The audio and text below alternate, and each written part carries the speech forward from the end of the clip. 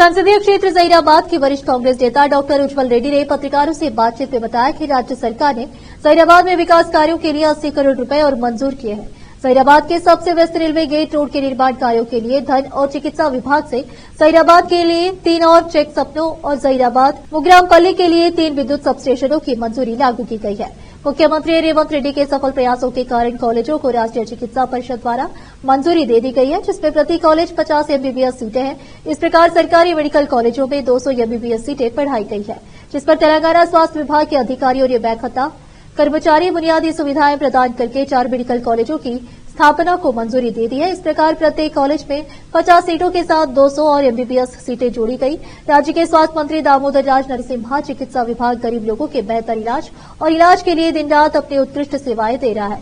उन्होंने राज्य के पूर्व मंत्री वीआरएस कैदिन के आरोपों को खारिज कर दिया और कहा कि राज्य के स्वास्थ्य मंत्री दामोदर राज नरसिम्हा सरकारी मार्केट शॉपिंग कॉम्प्लेक्स को समय पर जारी नहीं किया गया, जिससे कॉम्प्लेक्स की संपत्तियों को किराएदारों को सौंपने में गंभीर कठिनाइयां हो रही है।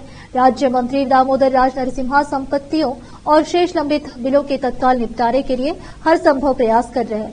मंगल सुभाष नरसिम्हा रेड्डी, मोहम्मद अरशद जमा पटेल, पूर्व सहायक मंडल अतहर गौरी, पूर्व प्रतिनिधि पार्षद नगर पालिका मोहम्मद मुबीन, पूर्व सरपंच असदगंज जमील अहमद, पूर्व एमपीटीसी गौसुद्दीन बाबा, श्रीकांत रेड्डी, बिगर कांग्रेस नेता उपस्थित थे। जहीराबाद से मोहम्मद नेमतुल्ला की रिपोर्ट।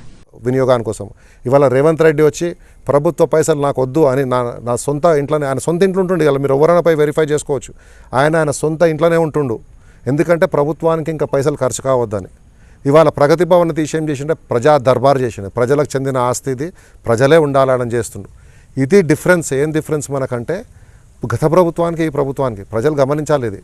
అదేవిధంగా హరీష్ రావు గారు ఇంకోటి చెప్పిండు. ఏం చెప్పిండంటే, మేము మొదలుపెట్టిన మెడికల్ కాలేజ్ని మీరు వచ్చి ఓపెనింగ్ చేస్తున్నాను. కొంచెమన్నా బుద్ధి ఉండాలి హరీష్ రావుకు, ఎందుకంటే ఆయన రాజకీయాలలో లేని రోజులుండు, గౌరవం ఉంది నాకు ఆయన అంటే. కానీ ఇట్లా అబద్ధాలు ఆడి ప్రజలను మోసం చేసేది ఏ విధంగా మంచిది? మీరు జియో ఇస్తే సరిపోతుందా? నేను ఇలా వచ్చి జియో ఇస్తా, కాలేజ్ మొదలవుతుందా? ఎన్ఎంసీ వచ్చి ఏం చెప్పిందంటే, మీ కాలేజీలకు దేనికి పర్మిషన్లు ఇవ్వమని చెప్పింది. ఎందుకు ఇవ్వమని చెప్పిండ్రంటే, మీకు ఫెసిలిటీస్ లేవు, మీకు స్టాఫ్ లేదు, మీకు ఫండింగ్ లేదు, మీకు పేషెంట్స్ లేరు, మీకు హాస్పిటల్స్ అఫిలియేషన్ లేదు. ఇవి లేకుండా మేము మెడికల్ కాలేజెస్ అయితే ఎట్లా ఇస్తామని.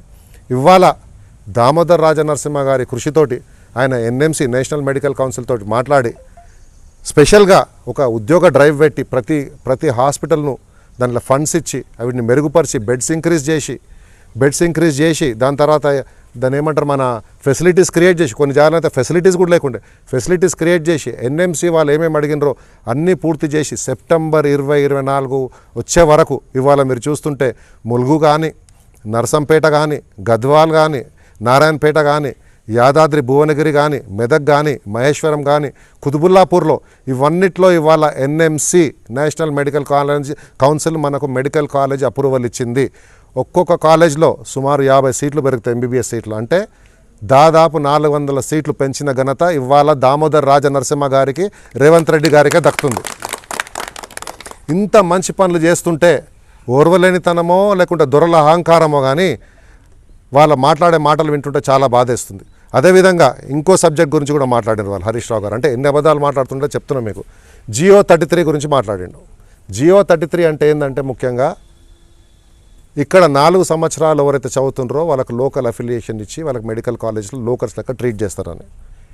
అయితే దాని గురించి విద్యార్థులకు భయపెట్టే, ఆందోళన చెందే విధంగా ఆయన స్టేట్మెంట్స్ ఏంటంటే, ఇక్కడ చదువుకోని వాళ్ళు బయట పోయి చదివి వస్తే లోకల్స్ అయిపోతారు, నాన్ లోకల్స్ అయిపోతారని. హరీష్ రావు గారికి ఒక సూటి ప్రశ్న అడుగుతా, ఎందుకంటే ఆయన హెల్త్ మినిస్టర్ ఉండే. జియో 114 అంటే ఏంది? జియో 114 తెచ్చింది ఎవరు?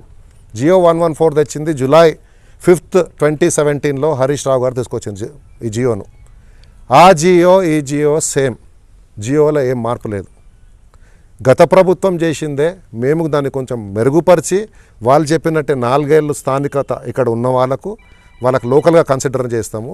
ఉమ్మడి ఆంధ్రప్రదేశ్లో ఉత్తగిడ కాదు, ఇప్పుడు మన పిల్లలు గుంటూరులో చదువుకున్నా అని కూడా వాడు ఇంకా ఇక్కడ చెందిన వాడే అవుతాడు. కాబట్టి హరీష్ రావు గారి మాయమాటలు బంద్ చేసి ఆయన దొరతనం కొంచెం తక్కువ తెచ్చేసుకొని ఒక బాధ్యత గల అపోజిషన్ లీడర్ లెక్క, ఒక బాధ్యత గల నాయకుని లెక్క మాట్లాడి తగిన గౌరవం ఇవ్వాలి. ఇవాళ దామోదర్ రాజ నరసింహ గారు ఆయన ఉన్నత విద్య చదివిన వ్యక్తి, ఇంజనీరింగ్ కళాశాలలో ఇంజనీరింగ్ డిగ్రీ తీసుకొని ఆయన ఎంతో కష్టపడి రాజకీయాలలో 1989 అంటే హరీష్ రావు రాకముందు 15 సంవత్సరాల ముందు నుంచే ఆయన ఎమ్మెల్యే అయి ఉండు నిరంతరం ప్రజా పోరాటం చేస్తున్న వ్యక్తి. ఆయన గురించి మాటలు బంద్ చేసుకోవాలి. ఇవాళ రేవంత్ రెడ్డి గారు ఒక సామాన్య వ్యక్తి నుంచి వచ్చి ఆయన ముఖ్యమంత్రి అవుతున్నాడు. అందుకొరకు ఓర్వలేకపోతున్నాడు. ఏంటంటే సామాన్యుడు ముఖ్యమంత్రి ఎలా కాగలుగుతాడు? మేము దొరలము మమ్మల్ని కాకుండా ఈయన ముఖ్యమంత్రి ఎట్లయితుండు అని లేనిపోని నిందలు ఆయన మీద వేసి ఏదో మరీ చిల్లర మాటలు మాట్లాడుతున్నారు. చిల్లర అంటే మరీ చిల్లర మాటలు మాట్లాడుతున్నారు. ఇవన్నీ వాళ్ళు మానుకోవాలి. ఒక opposition leader status, educated leaders ఉండరు. ఇప్పుడు కేటీఆర్ గారు ఎడ్యుకేటెడ్ లీడరే. ఆయన కూడా ఆయనకు తగ్గట్టు, ఆయన స్థాయికి తగ్గట్టు మాట్లాడాలి. కానీ లేనిపోని అవాస్తవాలు మాట్లాడి ప్రజలను మభ్యపెట్టొద్దు. అదేవిధంగా నేను కూడా మీకు చెప్పినట్టు నేనేదో వచ్చి ఆయన మాట్లాడంగా నేను వచ్చి ఎందుకు ఖండిస్తలేనంటే, సరే డేటా తీసుకుందాము.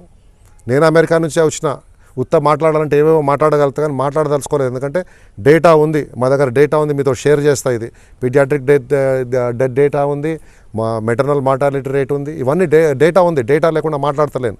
అందుకొరకే లేట్ అయింది. డేటా వచ్చిన తర్వాతనే మీతో మాట్లాడాలని. మరీ ముఖ్యంగా మా కాంగ్రెస్ కార్యకర్తల సమక్షంలో చెప్పేది ఏంటంటే, ఇవాళ నుంచి మనమందరం కూడా కార్యకర్తలం ఏంటంటే, హరీష్ రావు గారు నిజాలు మాట్లాడితే, ప్రజలకు మేలు ఏదైతే మాట్లాడితే మేము కూడా పోరాడతాము. ప్రభుత్వంతో పోరాడి చేయిస్తాం. కానీ లేనిపోని మాటలు చెప్పి దుష్భాషలు ఆడి లేనిపోని నిందలు పోపితే 2 తీర్ల కొట్లాడతాం. ఒకటి ప్రజా పోరాటం చేస్తాము వాళ్ళ అగేన్స్ట్, రెండోది కోర్టుకి ఇడుస్తాం కూడా హరీష్ రావును. సో హరీష్ రావు జాగ్రత్తగా ఉండాలి. హరీష్ రావు సత్యాలు మాట్లాడు, మేము వెంబడి ఉంటాము. అసత్యాలు మాట్లాడి మా మంత్రి మీద మీకు చిన్నచూపు చూసి, ఎందుకంటే మీరు దొరలని చిన్నచూపు చూసి మాట్లాడితే మాత్రము హెచ్చరిస్తున్నాం. ఏమైనా హెచ్చరిస్తున్నాం అంటే ఈ కాన్స్టిట్యున్సీలో అడుగుపెట్టనీయకుండా చేస్తాము. అదేవిధంగా కోర్ట్స్కి ఇటుకెళ్తామని చెప్తున్నాను. సో మీ అందరు పత్రికా సోదరులకు కూడా ఏంటంటే వినతి, మీరు వచ్చిన ధన్యవాదాలు ఇంత తక్కువ సమయంలో. కానీ ఈ మెటీరియల్ అంతా ప్రజలలోకి వెళ్ళాలి. ఎందుకంటే వాళ్ళకు కూడా తెలవాలి వాస్తవాలు ఏందో అవాస్తవాలు ఏందో. ఎందుకంటే మాకు ప్రజల మధ్య సంబంధం ఉన్నదంటే అది మీరు చెప్తేనే వాళ్ళకి తెలుస్తుంది. లేకుంటే వాళ్ళు కూడా ఎవరు చెప్పింది అదే నిజం అనుకుంటారు. సో మీపై మాకు చాలా అపారమైన గౌరవం ఉంది. మాకు ఆ ప్రేమ కూడా ఉంది మీ మీద, మీకు తెలుసు అందరికీ. మీరు పిలవంగానే వచ్చినందుకు ఇంకోసారి ధన్యవాదాలు తెలుపుతూ సెలవు తీసుకుంటున్నాను.